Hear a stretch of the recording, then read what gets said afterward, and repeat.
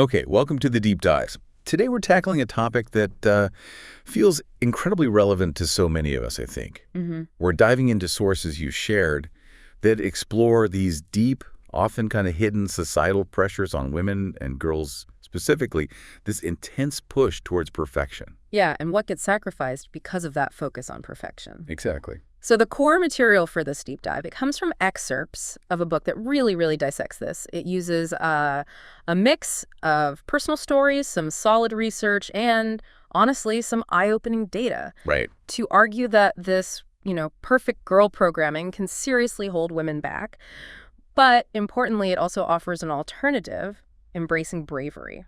And that's really our mission today, isn't it? We want to unpack these sources, try to understand why this pressure feels so ingrained. Where does it come from? Yeah, and how it shapes our lives as adults, Yeah. maybe in ways we don't even realize. And then get to the heart of it, this idea that bravery, not perfection, might be the key. The key to a fuller, more authentic life? Totally. We'll pull out the most insightful bits, the surprising facts. So let's just jump right in. Okay. So the author, she actually starts with her own story, which is pretty unexpected given her background. She ran for Congress. She was 33. Wow. Yeah. And by all accounts, she had serious momentum, Major papers like the New York Observer, Daily News, they endorsed her. CNBC called it one of the hottest races. So she was set up to win or felt that way? Riding high, yeah. Frankly, expected to win. Okay. But that's not what happened. Not even close. She didn't just lose. It was a landslide, like 19% versus 81%. Oof, 19%. That's a very public, very undeniable defeat. It is. And here's the twist, the thing that kind of sets the stage for the whole book.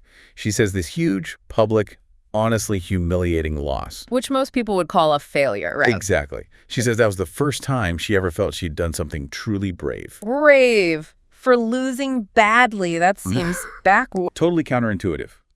But her argument is this was the first time she genuinely wasn't sure of the outcome. Okay. There was risk. A lot was on the line. She could lose the election, sure, but also dignity, reputation, maybe even self-confidence. Bravery, she argues, isn't doing something when you know you'll succeed. It's doing it when you don't know, when failure is a real possibility. That's interesting. And she contrasts this with her earlier achievements, which looked impressive on paper. Yale Law School. Yeah, but she got in after 3 rejections first. Yeah, exactly. And these big, prestigious corporate jobs, top law firm, premier financial firm, they look like big moves. Gutsy, you'd think. But she argues, no, they weren't brave. Not like running for office. See, why not? Because those earlier steps, she says now, were driven by this deep need for perfection. Building a perfect me. Pleasing her immigrant father, you mentioned. Opening doors to look smart and competent. Right.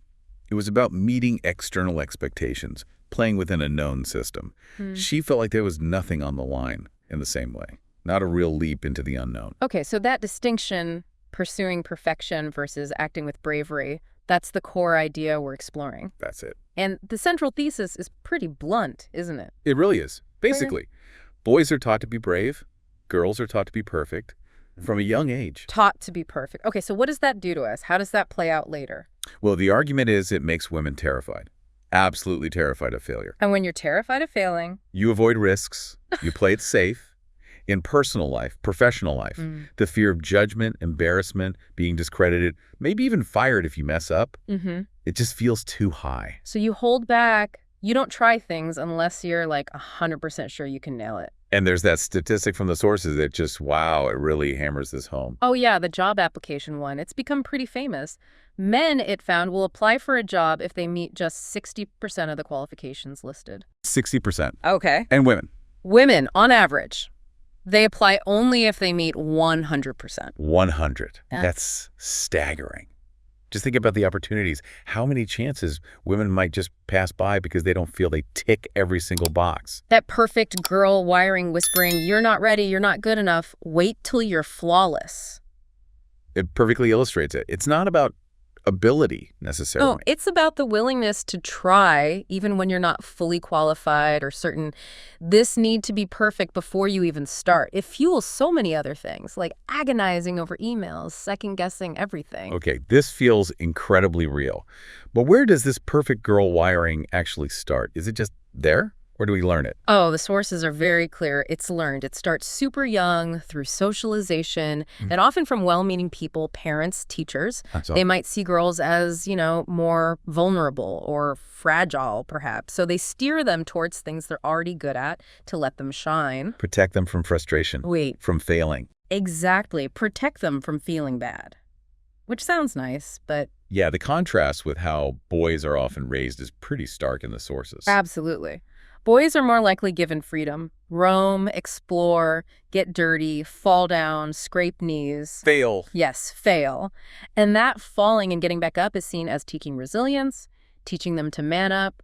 There's often discomfort if a boy seems too hesitant or vulnerable. The author mentions her husband roughhousing with their son. Yeah, to toughen him up. And admitting he probably wouldn't do the same with a daughter, it's often subconscious. You see it so clearly in those everyday examples the book gives, like the playground. Right. Boys wrestling, covered in dirt, dads maybe watching from afar, letting them figure it out. While nearby, you might see girls in neat outfits, playing quietly, and moms jumping in. Instantly. Straighten a headband, scold someone for being rude, rebuild a sandcastle, soothe tears with, "There's my happy girl." Well, the swim class example, that one really stuck with me.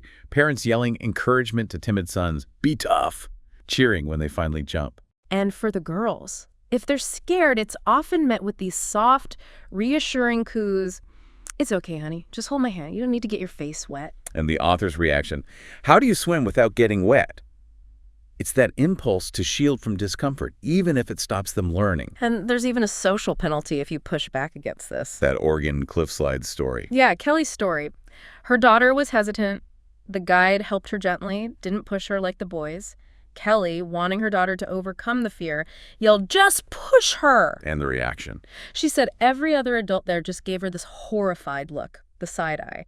It shows how deep that protection instinct runs and how uncomfortable we get when girls are pushed towards risk. And this isn't just like a U.S. thing, right? Not at all. The sources mention a big WHO study, 15 countries, finding these same stereotypes, boys tough, girls vulnerable, are pretty much universal, and kids pick them up really early. Even in things like sports coaching. Yeah, coaches notice boys tend to bounce back from losses. It's just the game. Girls, though, can take it really personally, feel defeated, shut down. They often need more constant positivity. This links straight to Carol Dweck's work on mindsets, fixed versus growth. It really does. Dweck's research, fixed mindset is believing abilities are innate. You either have them or you don't. Growth mindset is believing you can develop them through effort. And girls are more prone to the fixed mindset. The sources argue yes, partly because they get less process praise. Less praise for the effort, the struggle, the strategy. More just for being smart or getting it right. Exactly. So if you're praised only for the result, especially if it comes easily at first, you become terrified of messing up. Because a mistake doesn't feel like learning, it feels like proof you aren't actually smart. It becomes like a judgment on your whole worth. Right. Instead of just, a work in progress. And the source is stress. Nobody's born with a fixed mindset. It's learned through all these interactions. Okay, so we've got this early wiring. Perfection, fear of failure, less focus on effort. How does this baggage, follow us into adult life when things get really complicated? Well, the pressure just ramps up. You start trying to be the perfect student, perfect daughter, then add perfect professional, perfect partner, perfect wife, perfect mother. It's exhausting just listing it. Totally. And women in the sources talk about feeling overwhelmed, frustrated, deeply unhappy, even when they're doing everything right on paper. There's this nagging feeling something's missing, a lack of real joy. And this leads straight into that intense pressure to please people. Oh, absolutely. Saying yes when you're already overloaded or you just plain don't want to do it. Why do we do that? The sources suggest it's often less about just being nice and more rooted in that fear of being thought badly of not being seen as good, helpful, accommodating. Like Dina agreeing to be class parent despite working crazy hours. Exactly. Or saying yes to committees, parties, favors you don't want to do, just to avoid disappointing someone or making them think less of you. And this perfect girl training, it also messes with how we communicate. Yeah. Especially around conflict. Definitely. Girls are often taught, keep a lid on anger, be nice, don't be pushy, or the B word. Right. So that translates into women often downplaying their power in meetings, swallowing negative feelings, being less direct. That stat about women speaking less than 75% of the time men do in meetings. Even when they're equally represented or more senior? Yeah. It's telling. Modesty is another big one, isn't it? Praised in girls, but maybe holds women back later. Huge. It leads women to downplay achievements, act surprised by awards, while boys might, dab or swagger. Feigning surprise. Right. They get squeamish about self-promotion, underestimate their abilities, undervalue their contributions in team projects. Yeah. That story about Vanessa, the successful dermatologist. Oh yeah, being told by her dentist to call his son a resident for advice. It just shows how deep it runs, both externally and how we internalize it. And the overwhelming need to be liked.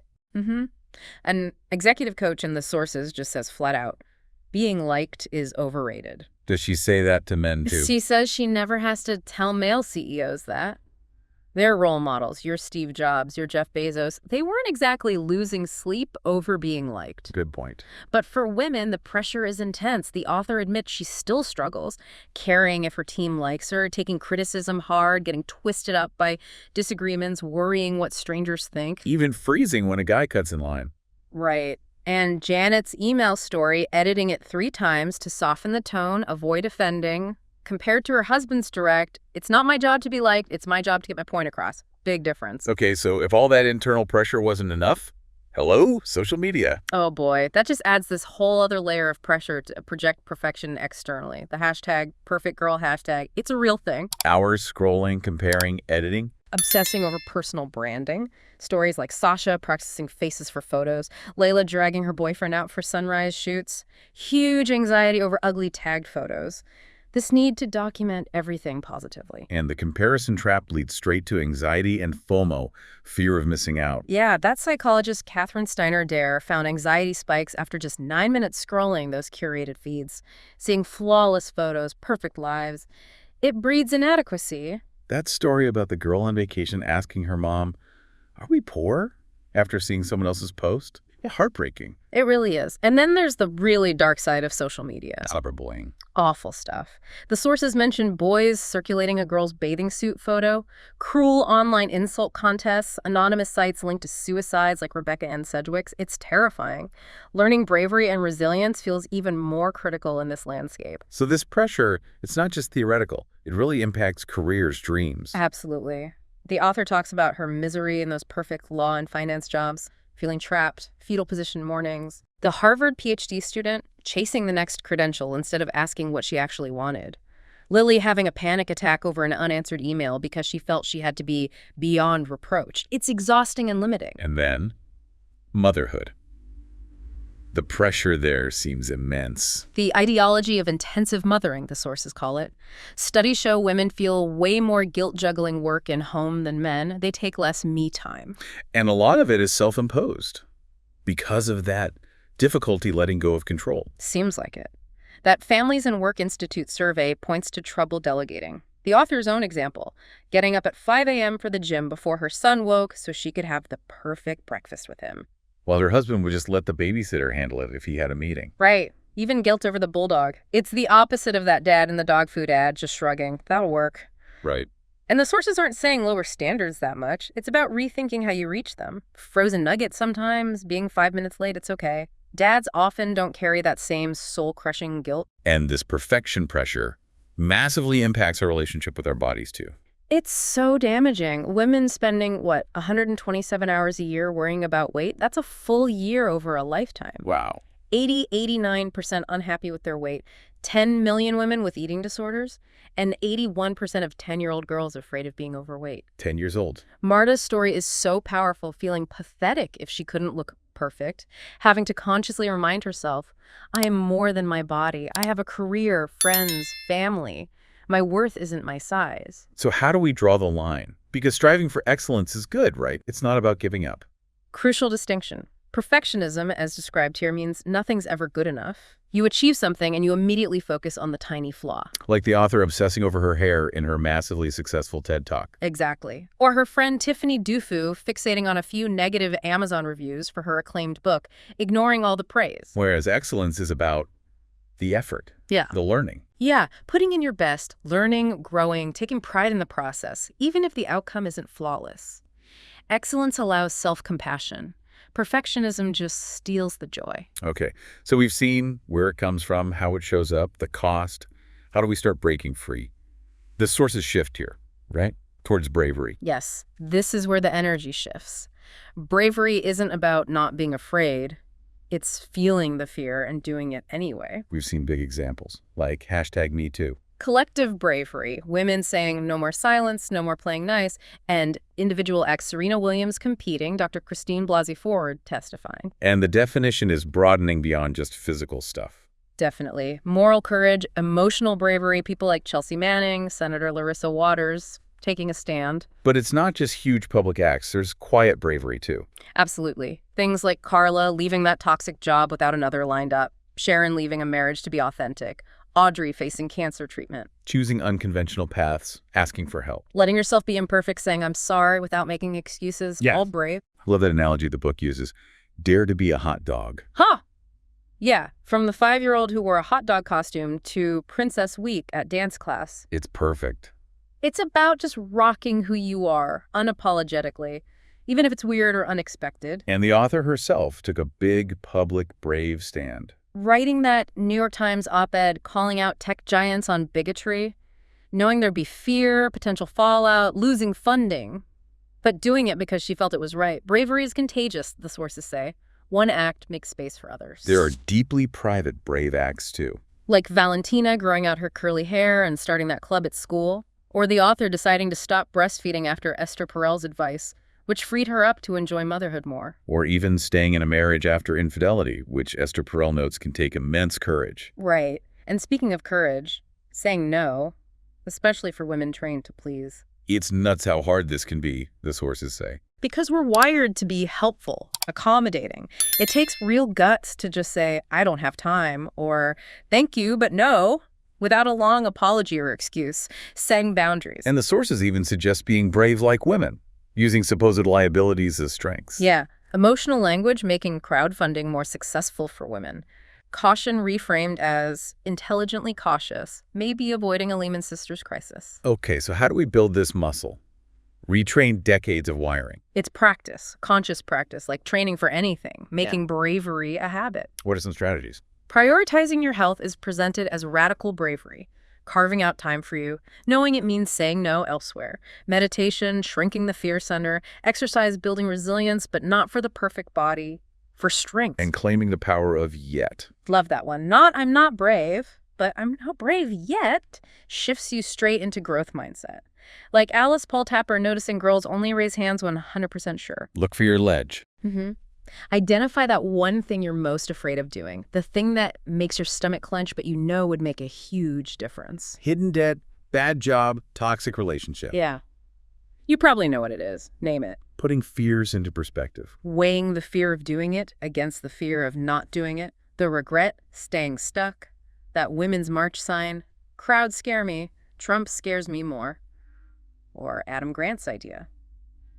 Innovators act when the fear of failing to try outweighs the fear of failure. And taking your own advice. Right. Adam Grant again. We're often better advising friends, so ask, what would I tell my best friend? Then try to do that. A huge theme is get caught trying. Yes. Key to building tolerance for imperfection. Bravery isn't not being afraid, it's acting despite it. Face the fear, chip away at its power, be willing to stumble publicly. And part of that is seeking feedback, even the hard stuff. Like the author's husband's brutal, you kinda sucked speech critique. She asked for it.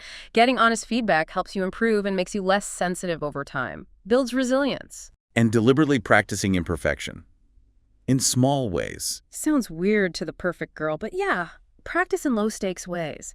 Be a few minutes late, send an email with a typo, wear the slightly stained shirt, admit a minor insecurity. To learn the world doesn't end. Exactly. To prove your anxiety isn't always right. To build tolerance for that discomfort. And a big one.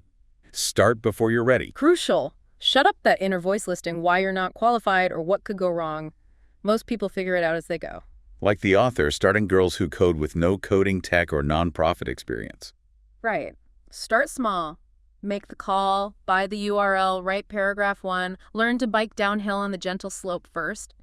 Do the risk assessment, sure, but if it's not life-threatening, push yourself. Do something you suck at. Direct attack on perfectionism. Choose something you're bad at and try it. Build tolerance for fumbling, rediscover joy in the process, literally change your brain wiring. Cooking mushy brownies, CrossFit, painting, Embrace the suck. It's liberating. or a physical challenge.